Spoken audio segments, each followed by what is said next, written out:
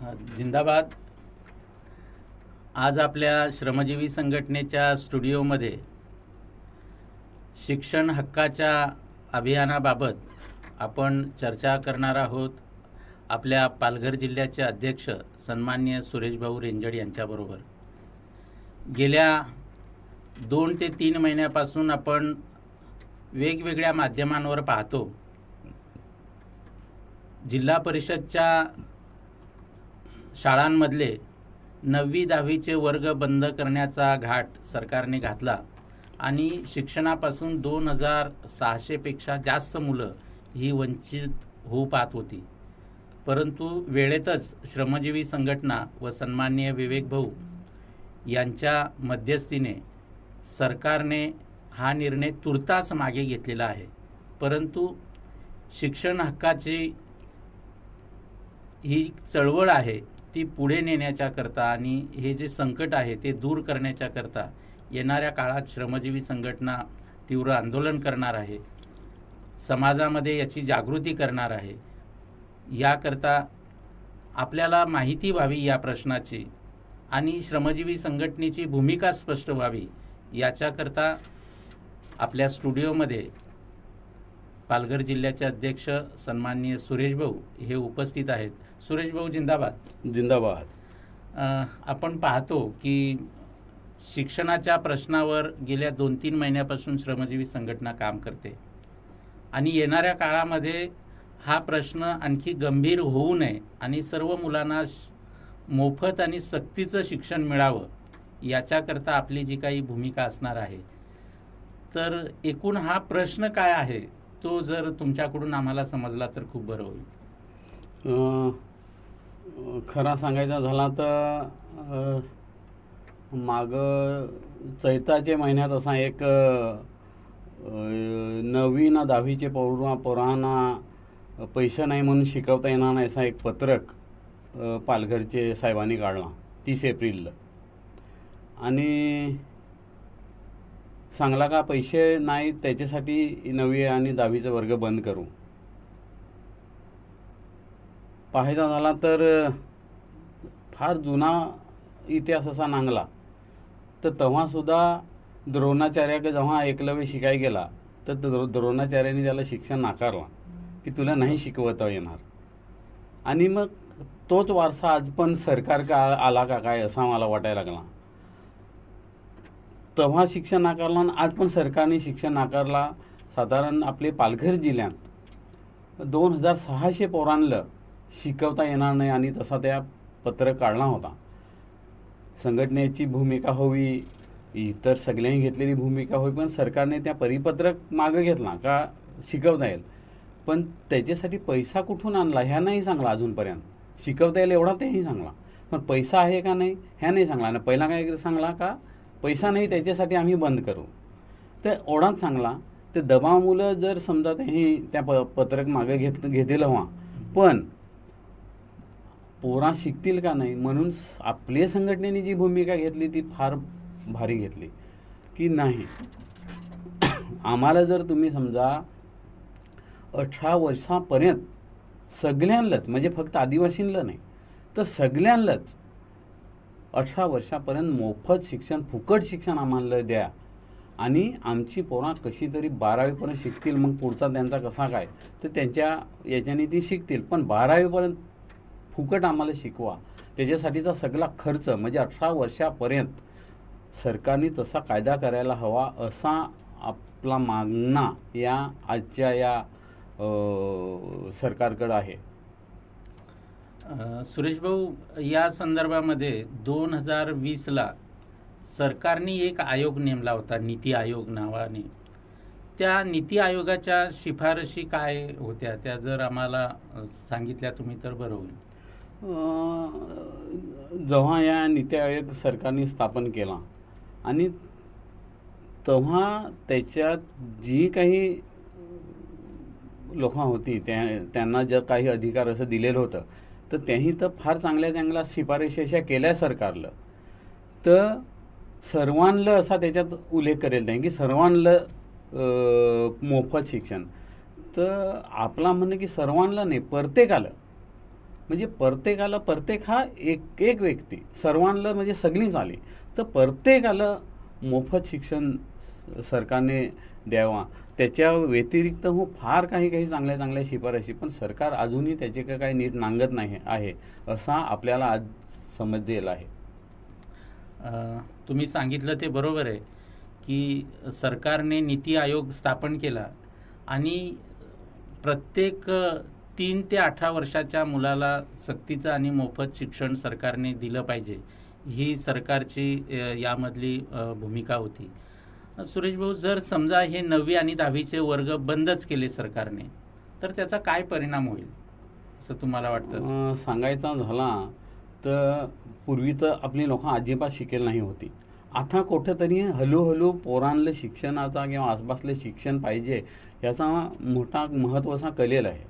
तर प्रत्येक आसपासलं वाटतं की आश्रमशाळेत राहत नाही तर जिल्हा परिषद शाळेत जात की जथं कुठं शाळा हवी तथं आपल्या पोरांना टाकायचा ना शिकवायचा आसपास प्रयत्न करत मोलमजुरी करत तरी त्यांना वाटतं की आपली पोरा शिकली पाहिजे. पण अशा पद्धतीचा जर समजा सरकार निर्णय घेत हवा तर फक्त पैसेवाल्यांची पोरं शिकतील.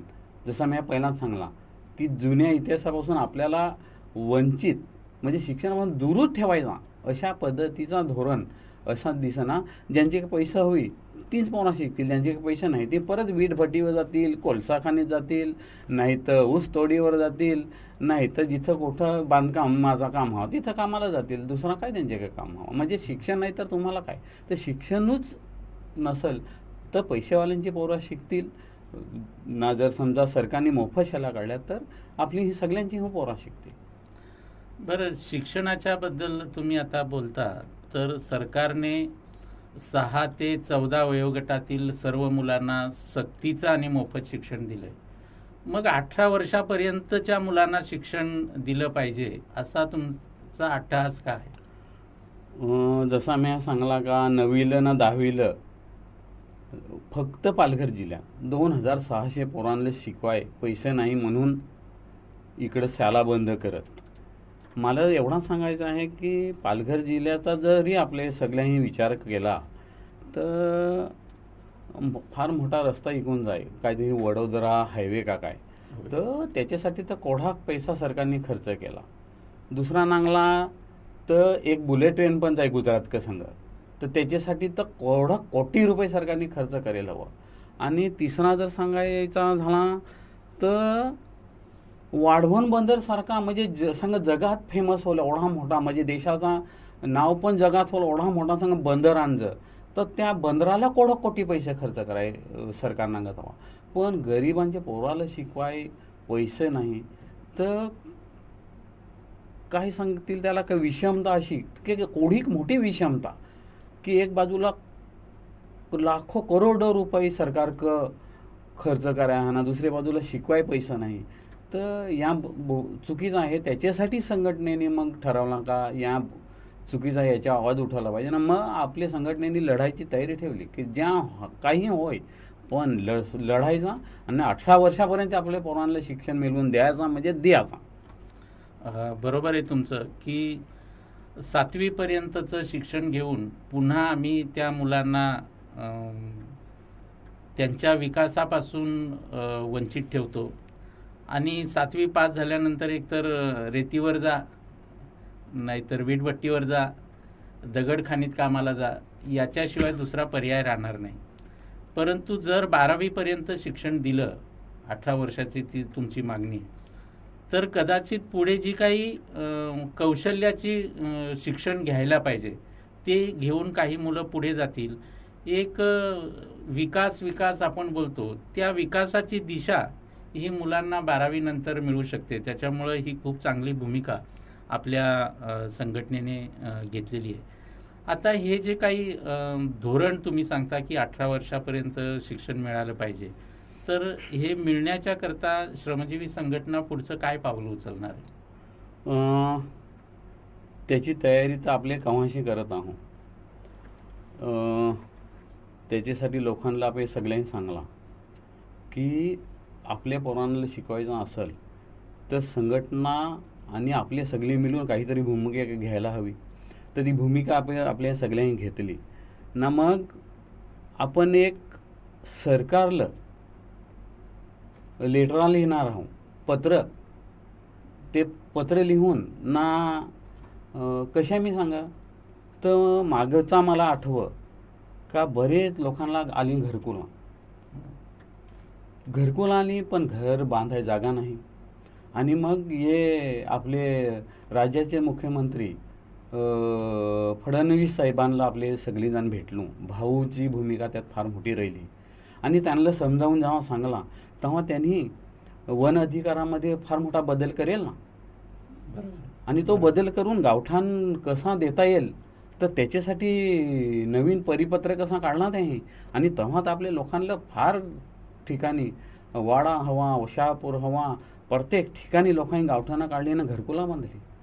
तर सरकार म्हणजे मुख्यमंत्री तर 100% आपलं ऐकलं असं मला वाटतं.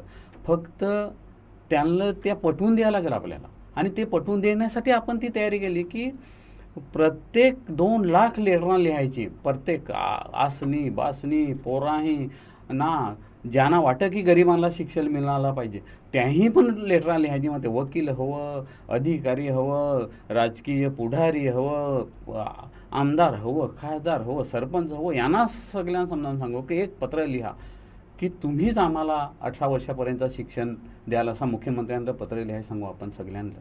अशा पद्धतीचं ना 2 लाख लेटरा ही पत्रं आपल्याला त्याला द्यायची आहेत मुख्यमंत्र्यांना. आणि 2 लाख पत्र तयार करून ती 2 जुलैला एकच दिवसात ती सगळी आपण पोस्टात नेऊन टाकणार आहोत आणि सरकारला सांगणार आहोत, मुख्यमंत्र्यांना सांगणार आहोत की आम्हाला 18 वर्षापर्यंत मोफत आणि चांगलं शिक्षण दे जास. त्याच्यासाठी ह्या आपले आताची तयारी करेल आहे. खूप चांगली भूमिका आणि तयारी श्रमजीवी संघटनेच्या माध्यमातून होते. परंतु 2 लाख पत्र प्रत्यक्षामध्ये गावागावातून कशी जातील किंवा तुम्ही आता सांगितलं की सर्वच क्षेत्रामधील वकील, डॉक्टर, अधिकारी यांनी सुद्धा या सामाजिक चळवळीमध्ये भाग घेतला पाहिजे. संघटना नेमकी 2 जुलैपर्यंत ही पत्र लिहून कशा पद्धतीने 2 तारखेचा कार्यक्रम करतील याबद्दल काय सांगाल? खरा सांगायचा झाला तर पत्राचा जमाना आता नाही राहील. आता फार आधुनिक काही काही गोष्टी येतील ना, तर पत्राचा जमाना नाही राहील. पण तरी पण ही पत्रा कशी मिळवायची त्याच्यासाठी पोस्टाला पत्र द्यायचा का ओढी आम्हाला काय 2000, आम्हाला काय 3000, आम्हाला काय 1500, जी काय हवी ती लेटरा आम्हाला पोस्ट कार्ड ज्याला सांगत ती मिळावी. तर त्याच्यासाठी आपण पत्र दिलेलं आहे. आता 24 तारखेपावत ही सगळी जमा करायचं काम आपलं सगळं कार्यकर्ते करतील. गावामध्ये तालुका सेक्रेटरी असेल, अध्यक्ष हवं किंवा जे जे पदाधिकारी ते सगळं ह्या लेटरा जमा करायचं काम करतील. आणि कमी पडली तर दुसरे कोण मागवा. कारण आता माझ्या माहितीप्रमाणे सरकार नवीन काही छापं नाही, कारण त्यांनी ती खपतच नाही. तर तरी दुसरे पोस्टात हवी तर ती तिथून मागवा. जिथं पडून हवी दुलखात तर ती मागवा ना, आम्हाला द्या. त्याचं काय आम्ही काय फुकट नाही मागू. त्याचं पैसे जे काय हवं, जी काय किंमत हवी ते आपण द्या तयार आहोत. आणि ही सगळी 24 ते 27 तारखेपर्यंत सगळी मागवून घ्यायची आणि ती लोकांपर्यंत कशी पोचवायची, ते काय पत्र लिहायचं, या सगळं आपल्या लोकांना सांगायची तयारी आता आपल्या हे करायची आहे. खूप चांगली तयारी केलेली आहे तुम्ही. समजा 2 जुलैपर्यंत सरकारने तुमचं हे गाऱ्हाणं ऐकलं नाही तर पुढे काय या प्रश्नाच्या संदर्भामध्ये भूमिका घ्याल? पहिली तर पत्र आपले पाठवू, लेटरा पाठवू, सरकार विचार करेल. कारण कशा पत्र पाठवायची तेव्हा सांगा की जग सांगा फार पुढे गेला. पण आज पण आम्हाला आदिवासींना किंवा गरिबांना पत्र लिहायला लागत. म्हणजे अजून पण आम्ही किती जुन्या काळातच आहो हे आम्हाला सरकारला दाखवून द्यायचं. तर आमचा चांगला सरकारने विचार करायला हवा. आणि समजा सरकारने ही लेटरा देन पत्रा देन नाहीच ऐकला तर रस्त्यावरची लढाई अशी तर आपले काय कमी आहो काय? हां, बरोबर. तर ते एक दिवस नाही तर त्या रोज सांगाल तर रोज लढून हा सरकारच्या बरोबर काय तेवढी तर ताकद संघटने आहे का नाही आहे. आणि एकदा का रस्त्यावर जर संघटना उतरली तर ती उतरायची वेळ मला खात्री आहे की ती रस्त्यावर उतरायची वेळ मुख्यमंत्री साहेब नाही येऊन द्यायचं, यात मला 100% खात्री आहे. मी जसा गावठाणाचा सांगला त्यांना पटवून दिला तर त्याही मान्य केला. आणि मुख्यमंत्री तसा जर सांगायचा झाला तर एक चांगला मुख्यमंत्री म्हणून महाराष्ट्रात काम करत आहे.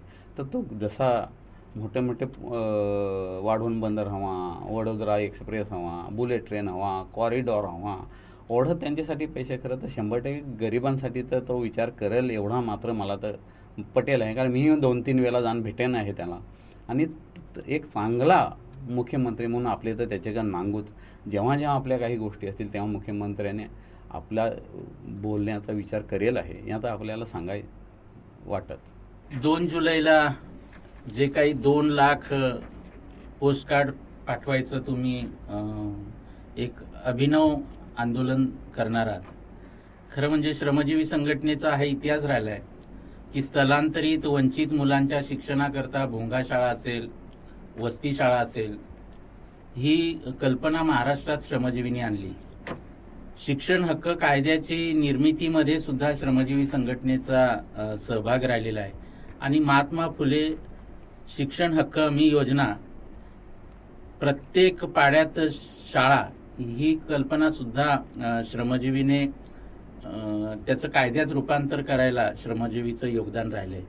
2 जुलैनंतर श्रमजीवी संघटनेची ह्या अभियानाच्या बद्दल काय दिशा असेल, काय भूमिका असेल, आणि या 2 लाख कार्ड ही घराघरातून कशी येतील त्याच्याकरता काय पूर्वतयारी केली, ही जर तुम्ही आम्हाला सांगितली तर बरं होईल. आतापासून ही पत्रं कशी काय लोकांपर्यंत जातील याची तयारी मी पहिले ज्याच्यात सांगला का पत्र देऊन ती जमा करायचं काम चालू आहे. संघटनेची सभासद मोहीम जी काही गावागावात आपली कार्यकर्ते जाण करणार आहात तर त्यांच्याबरोबरच ह्या पत्र कसा लिहायचा, मग त्यात लिहून दाखवायचा, मग असाच पत्र सगळी तयार करून घ्या. तर ही तयारी आतापासून तशा पद्धतीची प्रत्येक ठिकाणी सुरू आहे. आणि थोडं आपले कार्यकर्ते गावागावात मजबूत आहात का असं नाही, भले अशिक्षित हो पण पोरांची मदत घेतील, गावात एका शिकेल हो त्याची मदत घेतील, गरज वाटली तर शाळेच्या शिक्षकांची मदत घेतील, पण त्या आपलं एकदा सांगला का त्या करतील. या जी काही पत्रं लिहायची आता ही फक्त संघटनेचे सभासद किंवा त्यांची पोरा ओढ्यापर्यंत नाही ठेवायचा. तर देशात अजूनही चांगली चांगली लोक आहात जी अन्यायाच्या विरोधात लढत, गरिबांना झाले अन्यायावर आवाज उठवत, तर अशी आमदार हवं, खासदार हवं, सरपंचापासून सगळं जिल्हा परिषद पंचायत समिती जे काय लोकप्रतिनिधी ज्यांना सांगत ते हवं. वकील चांगलं वकील, तर त्यांना हो वाटतं की गरिबांसाठी काहीतरी कराय हवं, तर अशा वकिलांना हो भेटू. चांगले अधिकारी आहात, चांगले सामाजिक काम करणारे लोक आहात, तर त्यांना हो भेटू. आणि या लढाईचा फक्त एकली संघटना लढल असा नाही विचार करायचा, तर सगळ्यांना याच्यात सहभागी कसं आपल्याला करून घेता येईल, तर तो सुद्धा प्रयत्न आपले सगळीजण करू ना. आणि त्यांना सुद्धा उतरवू. तर फक्त एकटी संघटना नाही लढत, तर सगळी देशातली चांगली लोक ज्यांना वाटतं की गरिबांसाठी काहीतरी करायला हवं, गरीब शिकायला हवी, गरिबांची पोरा पुढं जायला हवी, तर तशी लोक जे चांगल्या विचाराचे आहात, तर मी आव्हान या आजच्या दिवसांना त्यांना हो करेन की आम्ही तुमच्यापर्यंत पोचू का नाही पोचू मला माहीत नाही, पण स्वतःहून तुम्ही आमच्या या लढाईत, आमच्या संघर्षात सहभागी व्हा असं मी सगळ्यांना आव्हान सुद्धा करेन. जे संघटनेच्या बाहेरचा पत्रकार हो, विशेष करून म्हणजे त्याच्या सगळे प्रकारचा पत्रकार हो, तर त्यांना सुद्धा मी सांगेन का तुम्ही सुद्धा आम्हाला याच्यात पाठिंबा देजोस. कारण आमच्या गरिबांचे पोरा 18 वर्षापर्यंत त्यांना शिक्षण द्यायला सरकारला आपण भाग पाडू ना, सरकारला सांगू का आमचे पोरांना हे गरिबांच्या पोरांना शिकवला पाहिजे, असा तुमचा सुद्धा सहभाग आम्हाला मिळायला हवा. 2 जुलै नंतर आपली भूमिका काय असणार आहे? आता ही लढाईची आपली सगळी मिळून सुरुवात करू. तर ही लढाई एकदा सुरुवात केली का लगेच नाही खपाय, तर ती लढाई आहे. आणि ही लढाई लढायची हवी तर वेगवेगळ्या पायऱ्यांवर आपल्याला ही लढाई लढायला लागेल. तर 2 जुलैला आपण समजा ही पत्रा पाठवू, सरकार विचार करेल का नाही करेल ना लगेच हा जो काही शिक्षणाचा प्रश्न आहे हा सोडून दिला असा नाही व्हायचा. 2 जुलैच्या नंतर एक फार चांगला दिवस येईल, जागतिक आदिवासी दिन आणि क्रांती दिन, म्हणजे 2 फार महत्त्वाच्या गोष्टी ये दिसायला होत. तर 9 तारखेला 9 ऑगस्टला आपण संघटना म्हणून सगळी जण एकत्र येऊ, जिल्ह्यात एकत्र येऊ आणि एक मशाल यात्रा काढू. ते मशाल यात्रेत आपली सगळी पोरा हवी, तरुण हवं, ज्याने स्वतःहून सहभाग कसा घ्यायचा हवा ती सगळी जण मशाल यात्रा काढू आणि एक जिल्ह्याचे कलेक्टरला, म्हणजे जिल्ह्याचा जो मेन प्रमुख त्याला एक निवेदन देऊ की अजून तरी सरकारने याच्यावर विचार करायला हवा. नाही केला तर त्या निवेदन देऊन आणि मग पुढचा काय करायचा त्याचा सुद्धा आपल्याला विचार करेल आहे का, असं नाही. म्हणजे टप्प्याटप्प्यावर ही लढाई आपण जिंकायचीच, ही कशी जिंकायची तर थोडा ते विचार संघटनेने करेल आहे.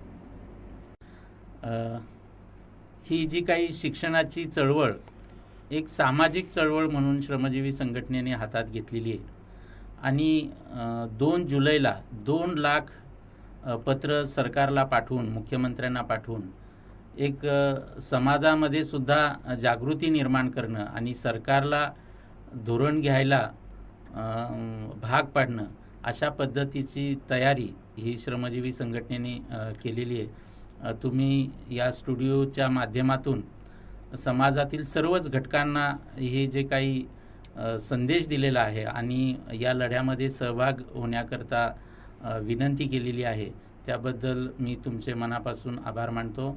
जिंदाबाद. जिंदाबाद.